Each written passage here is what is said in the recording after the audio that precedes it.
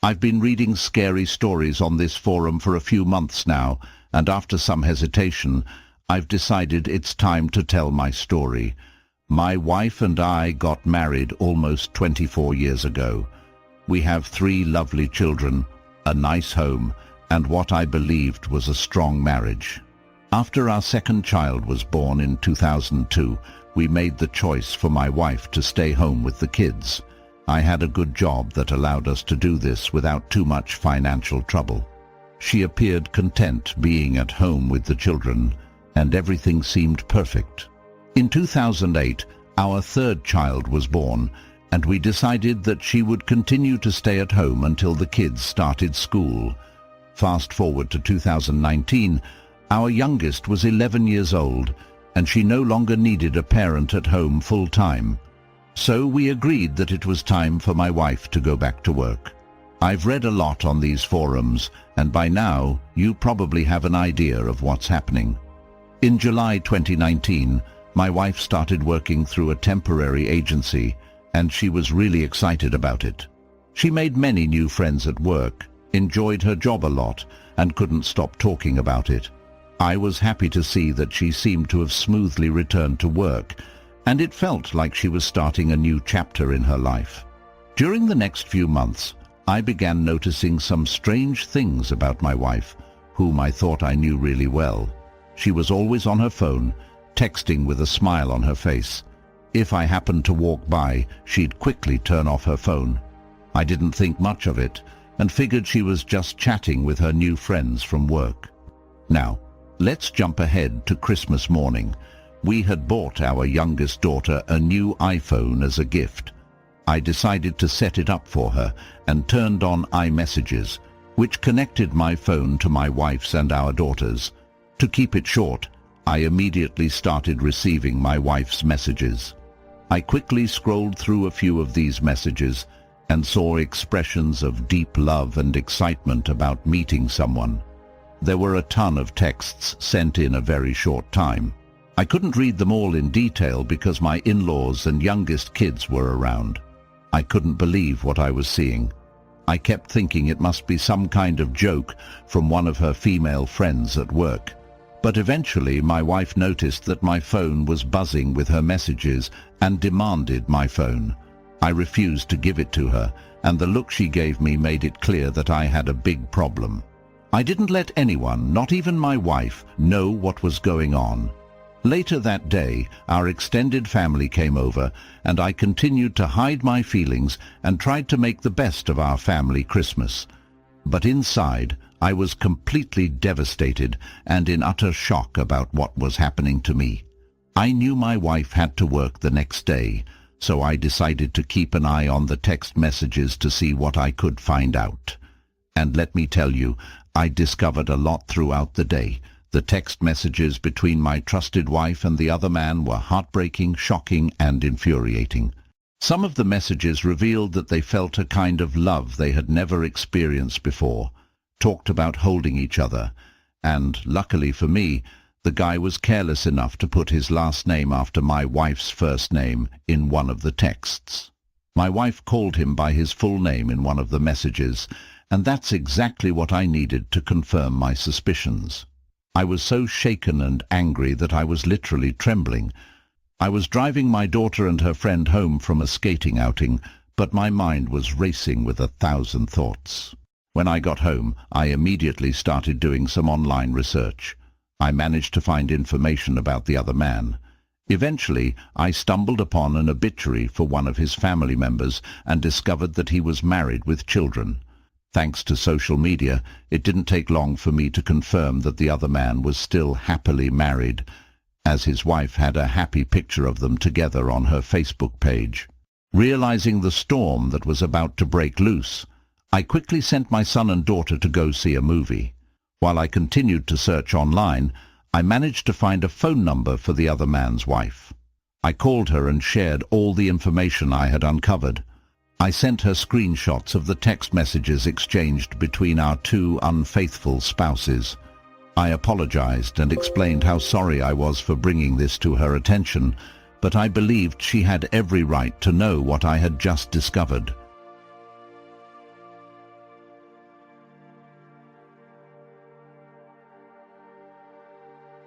She seemed just as shocked as I was. Regrettably, she was in a situation similar to mine, a long-term marriage, and completely blindsided by this happening. Unfortunately, she chose to speak to me in front of her adult children. Once the other man's wife had the whole story, it was time to confront my wife and her new boyfriend. I sent a text to both of them, letting them know that his wife and I were aware of their relationship. I immediately called my wife and told her to come home right away. I had never felt so betrayed, angry, and justified all at the same time. My wife's initial response to me on the phone was that she couldn't leave work. I can't even recall what kind of angry words I shouted, but she quickly made her way home. I sat alone in a dimly lit room the day after Christmas, reflecting on my life during the 30 minutes it took for my wife to return home. I couldn't help but think about how hard I had worked for my family over all these years, and yet my wife had chosen to throw away everything we had built together. As I waited, I seethed with anger. When she finally got home, I wasted no time and confronted her with a firm, "Start talking." She sat there, completely devoid of emotion, and asked what I wanted to know. I was taken aback by her lack of emotion, especially considering what was about to unfold. I lost control and unleashed a furious, screaming outburst like I had never experienced before. I demanded to know how long she had been having an affair, using some strong language, and she reluctantly began sharing the sordid details. As I continued to shout, I even threw some picture frames and a lamp, completely losing my composure as I listened to the heartless account of her affair. I couldn't help but think that I would be the one losing everything my family. My oldest daughter was already grown, but I still had a son in high school and a daughter in junior high. The idea of only seeing my children on weekends was horrifying. I felt the situation was incredibly unjust, losing my family over my wife's fling. How could someone I had trusted completely do this to me? I also questioned myself for ignoring the signs, which in retrospect were there all along. Eventually, I was emotionally and physically drained, so I moved out of our bedroom and into a spare one. Luckily, I had some time off from work due to the holiday season, which gave me a little breathing room. My wife apologized several times, but I made it clear that she was not welcome to stay in the house if she ever communicated with the other man again. I insisted she quit her job and find another one. For the next few days, we spent time talking, shedding tears, and trying to figure out what to do next. I made a promise to myself to try to mend our relationship. I looked for a marriage counselor, attended a marriage seminar, and read several books on ways to fix a marriage. During the first few months, I believe I was handling the situation as well as could be expected. I didn't share a bed with my wife for almost 6 weeks. Eventually, I moved back into our bedroom just before a trip to see my daughter graduate from military training. This was with the in-laws, who were completely unaware of what had happened. It felt like we were rekindling our feelings for each other. I made a conscious effort to set my anger aside and focus on the positive aspects of our relationship. Now, fast forward to the present. The emotions are still very raw, and I'm struggling with bitterness. I try to maintain a cheerful facade for our family and friends, keeping this marriage tragedy a secret from everyone except our marriage counselor. I convinced my wife to confide in her sister, knowing that she could provide valuable support and guidance during this difficult time. Luckily, she has been a tremendous help to my wife in dealing with the aftermath of this disaster. I remain confused, deeply angry, and unable to fully trust my wife. It's draining to push my emotions aside and focus on my demanding job and my children. I still love my wife and can't imagine daily life without her and my children, but I'm uncertain about how to overcome the trauma we've experienced. Our marriage wasn't perfect. We had grown apart over the years, getting more involved in our children's activities, work, and other distractions. Still, I believed we had a strong marriage. I was married to a woman I trusted completely, and I never once thought she'd be unfaithful. Well, that's the foolish, naive me. And now here I am. I'm determined to mend my marriage and life without ever letting my family, especially my kids, discover any of this. It's an incredible burden for a man trying to keep his family together.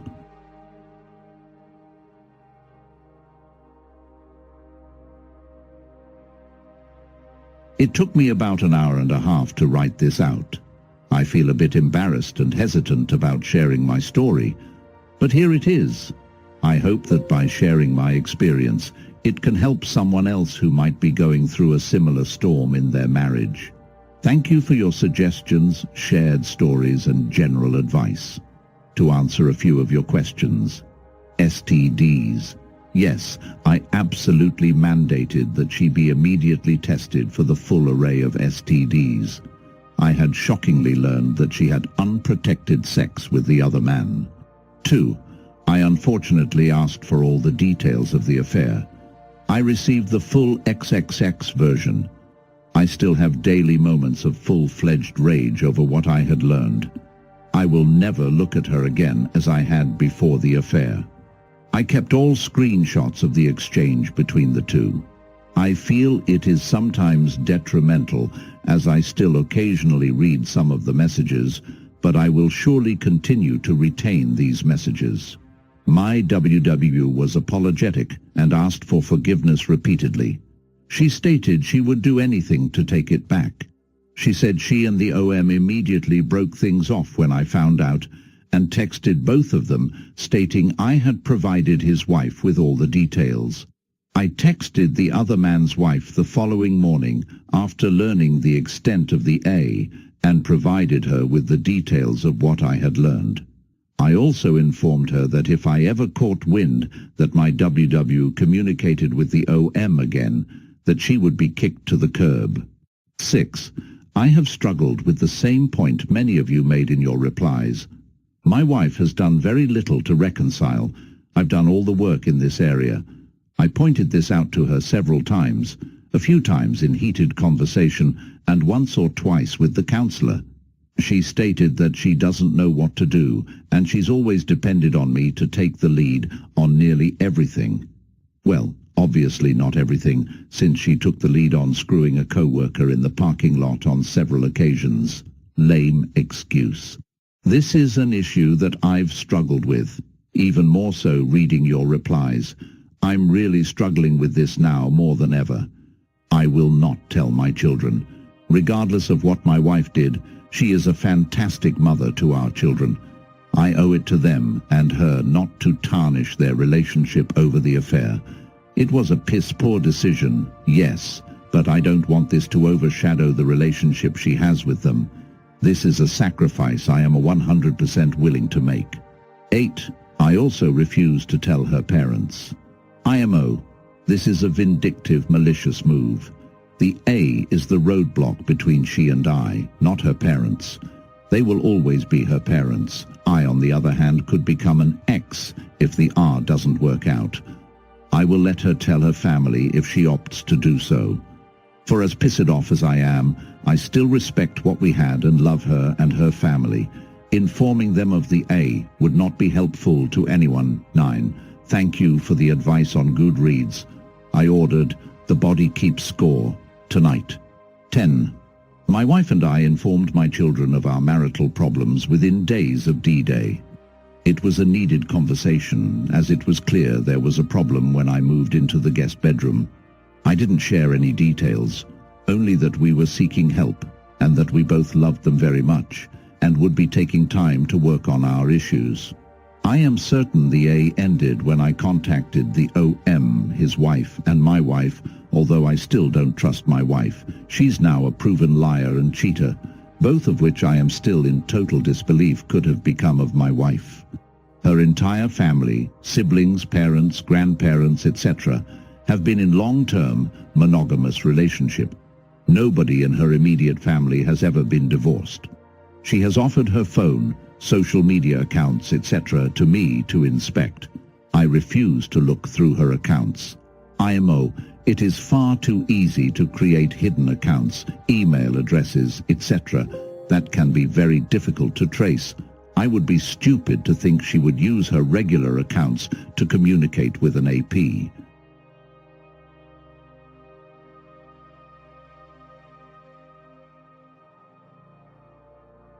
I made it crystal clear that I have my ways to investigate, and if I ever found even a hint of a problem, that I would immediately end the relationship.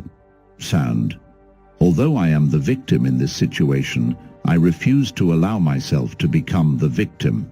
This will only make me stronger and hopefully a little wiser.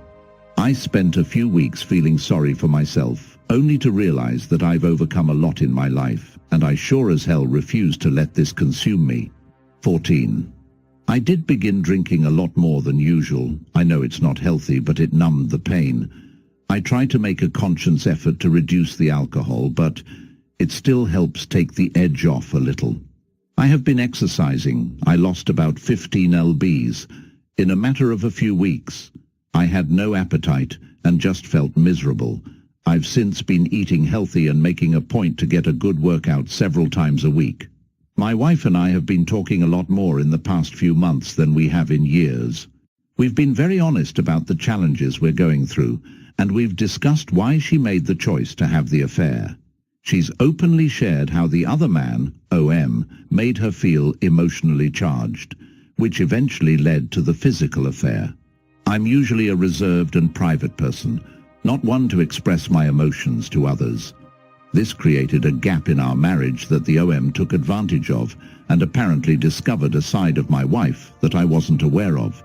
Once that emotional connection was established, the secret meetings started happening.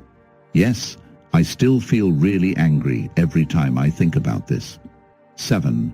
Lately, things have been getting better. We've intentionally set aside time to be alone together several times a week. Sometimes it's a quick moment for uninterrupted conversations, and occasionally we run errands together. It seems like things are improving, but I've experienced a setback in recent weeks. I keep examining my situation and reminding myself that I don't deserve all the problems I'm dealing with. In recent weeks, I've been grappling with anger issues, and I'm not quite sure what triggered it.